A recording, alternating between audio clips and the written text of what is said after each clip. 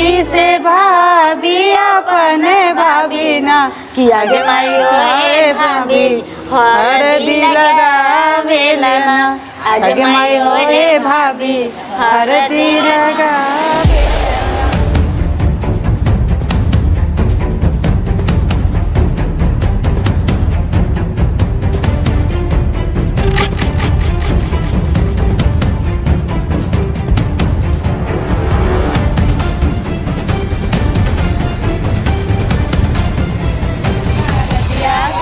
पातरना कि आगे माई हरदी। अरे बाप रे बाप भाभी उठ उठ उठ उठ उठ उठ जा उठ जा उठ जा उठ जा। अरे भाभी अरे बाप रे बाप भाभी अरे उठ जा उठ जा उठ जा भाभी उठ जा। अरे बाप रे बाप उठा भाभी उठा ना उठा। अरे गिर कैसे गए उठा। अरे अरे बाप रे बाप उठा ना भाभी कैसे गिर गए तू उठा उठा। अरे बाप रे तेरी बहनी के रे तेरा बार बार मिल गया रहलवा रुक तोरा के चप्पल सुखावता। ए रुका रुका भैया हम एकदम ठीक बानी। बोला भाजी कौन साड़ी लेबा? पुतो हाइला नेट वाला साड़ी तोरा ला ले आईनी है। यह साड़ी पहन के बहन के शादी में जाई है। लेकिन ई बताव दूरा पर ताम झाम करे लगल बा।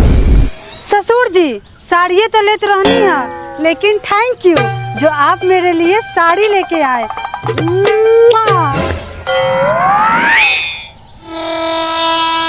बहू ये सब का तो कोई जरूरी नहीं है। तेरे लिए तो मेरा जान हाजिर है। अरे बाप रे बाप ये तो घोर अनर्थ हो गए। ससुरा पुतैया से फंस गए। सबके तो प्यार में धोखा मिलेला लेकिन तू हमरा के धोखा दे देले। रुक तो के बतावत हली धोखा दे देला धोखा। बाबा नाक फोड़ दे लग मार के दिल कमजोर हो गया। बाबूजी रवा टेंशन ना ली हम रवा के कुछो ना होके देम।